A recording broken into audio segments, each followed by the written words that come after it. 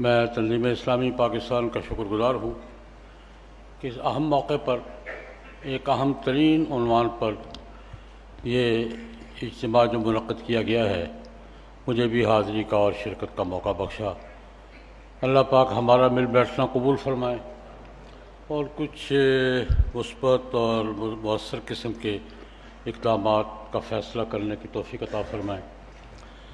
Case لڑا جا رہا ہے اور ہمارے دونوں جو وہاں کیس لڑنے والے فریق ہیں، تنظیم اسلامی بھی اور جماعت اسلامی بھی اسٹیج پہ بیٹھے ہیں، ہم تو ان کے سپورٹر ہیں۔ ہم نے 2014 میں ایک فورم بنایا تھا تحریک انصراف رسول پاکستان کہ ان کو سپورٹ کرتے رہیں انشاءاللہ۔ وہ تو ہم آپس میں مل بیٹھ کے جو بھی صورتحال ہوگی، اپیل ہوتی ہے یا نہیں ہوتی، پرائیویٹ اپیل ہوتی ہے یا گورنمنٹ اپیل کرتی ہے، اس کے بعد نہیں ہوتی تو کیا کرنا ہے، ہوتی ہے تو کیا کرنا ہے، انشاءاللہ مل بیٹھ کے ہم سارے فریق یہاں موجود ہیں، فریق نہیں ہم سارے دوست آپس میں اکٹھے بیٹھے ہیں اور انشاءاللہ کوئی لائحہ عمل کریں گے، کچھ نہ کچھ کریں گے انشاءاللہ العزیز۔ لیکن اس کے ساتھ میں کچھ معروضی صورتحال پر اپنے تاثرات اور جذبات کا اظہار کرنا چاہوں گا۔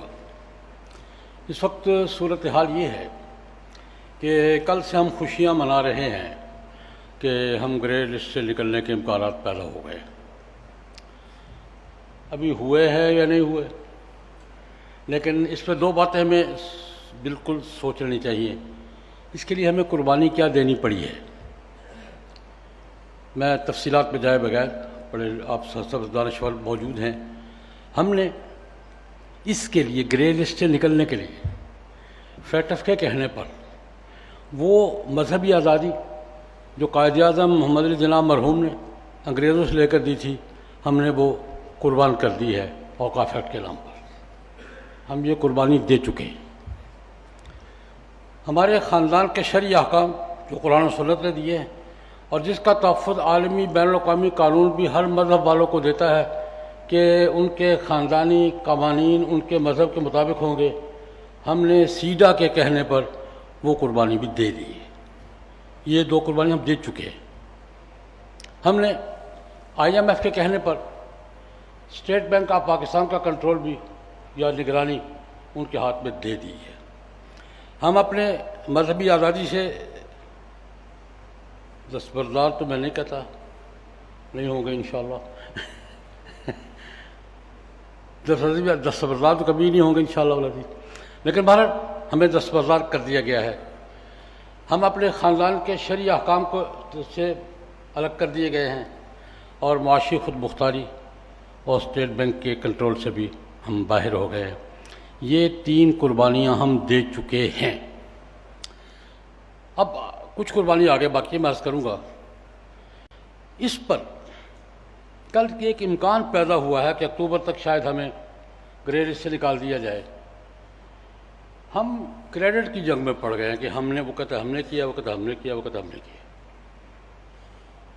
اس وقت معروضی صورتحال یہ ہے کہ یہاں تک جو پہنچے ہیں یہ تین بڑی قربانیاں دے کر اس کا کریڈٹ کس کا ہے؟ اس وقت ہم آج کے دن ہم اس پہ کھڑے ہیں کہ یہ کس ادارے کا کریڈٹ ہے، یہ کس طبقے کا کریڈٹ ہے، کس سیاسی پارٹی کا کریڈٹ ہے، کس انسٹیٹیوٹ کا کریڈٹ ہے۔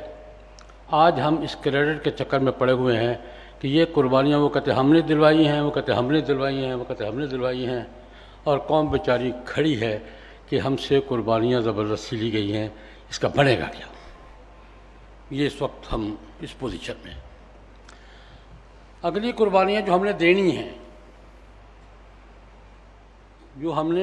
ہیں، اگر ہماری پوزیشن میں لفظ سخت بولنے لگا ہوں معاف فرما دیں، ہم اگر قومی سطح پر ذہنی پستی کے اس مقام پہ کھڑے ہیں کہ ہم غلامی کا کریڈٹ دینے کی کوشش کر رہے ہیں تو یہ قربانی ہم نے دینی ہے۔ پھر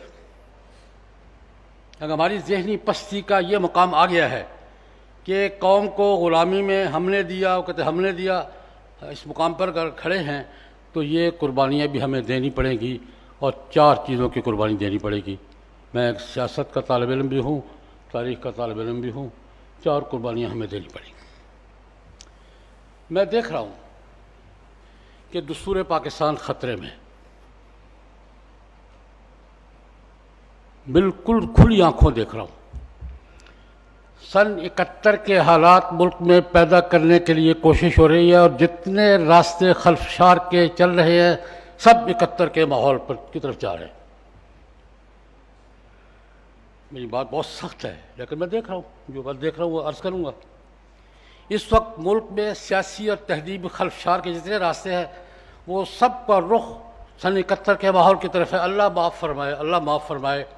اور یہ پوری پلاننگ ہے بین الاقوامی اداروں کی کہ وہ 73 کا آئین جو اس ملک کو تہذیبی شناخت فراہم کرتا ہے، جو اس ملک کو شریعت کے قوانین کی بالادستی فراہم کرتا ہے، جو اللہ تعالیٰ کی حاکمیت کی بات فراہم کرتا ہے، وہ 73 کا دستور جو ہمارے نظریاتی شناخت کا امین ہے،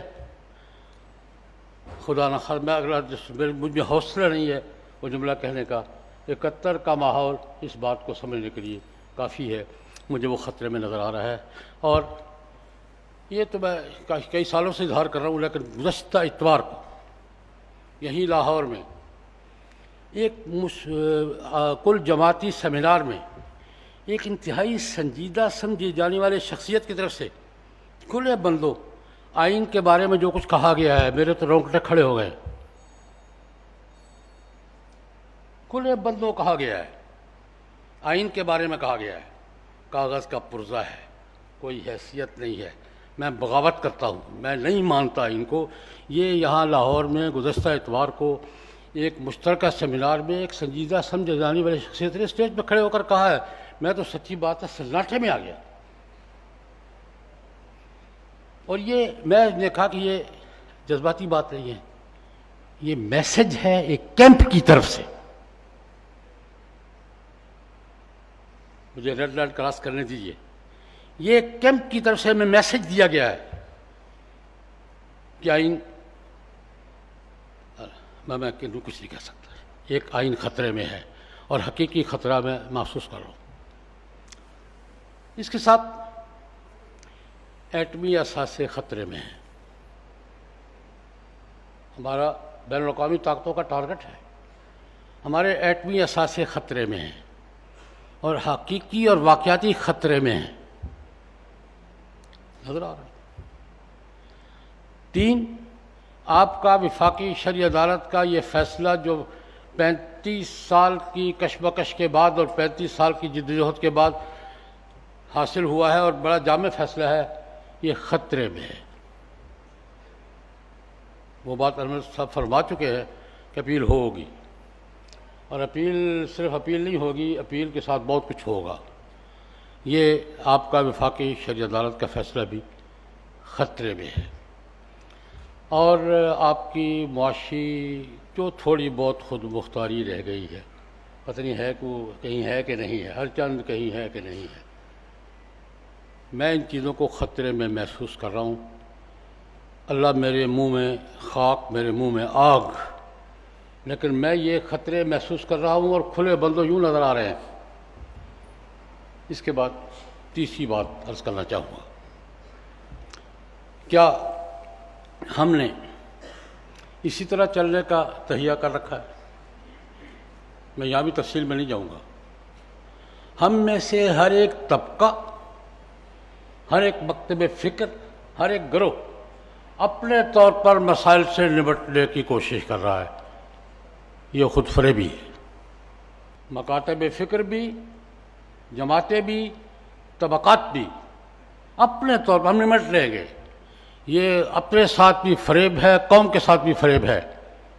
اگر ان مسائل سے نمٹنا ہے، دستور کا تحفظ کرنا ہے، ایٹمی اثاثوں کا تحفظ کرنا ہے، وفاقی شرعی عدالت کے فیصلے پر عمل درآمد اور تحفظ کا ماحول پیدا کرنا ہے، اور اپنی قومی خود مختاری اور معاشی خود مختاری کے منظر کو حاصل کرنا ہے، تو ہمیں تحریک خلافت کی قومی جدوجہد کی ضرورت ہے۔ اس کے سوا نہیں ہوگا، نہیں ہوگا، نہیں ہوگا۔ تحریک خلافت طرز کی مولانا محمد علی جوہر درکار ہے۔ اس وقت ضرورت ہے مولانا محمد علی جوہر کی، شوکت علی کی، ظفر علی خان کی، ان کی پوری ٹیم کی۔ قومی تحریک تھی۔ ہمیں اپنے اثاثوں کو بچانے کے لیے اور گم شدہ قربانیوں کو واپس لانے کے لیے ہمیں تحریک خلافت طرز کی قومی جدوجہد کی ضرورت ہے اور تحریک ختم نبوت طرز کی قومی جدوجہد کی ضرورت ہے۔ آج کا اگر ہمارا سیمینار قوم کو یہ پیغام دے سکے تو شاید ہم کچھ کر لیں، ورنہ مجھے تو خطرات ہی خطرات دکھائی دے رہے ہیں۔ میں اپنے جذبات کے اظہار اس شعر پر ختم کر رہا ہوں۔ ہواؤں کا رخ بتا رہا ہے، ضرور طوفان آ رہا ہے۔ ہواؤں کا رخ بتا رہا ہے، ضرور طوفان آ رہا ہے۔ نگاہ رکھنا سفینہ والو، اٹھی ہے موجیں کدھر سے پہلے۔ شکریہ۔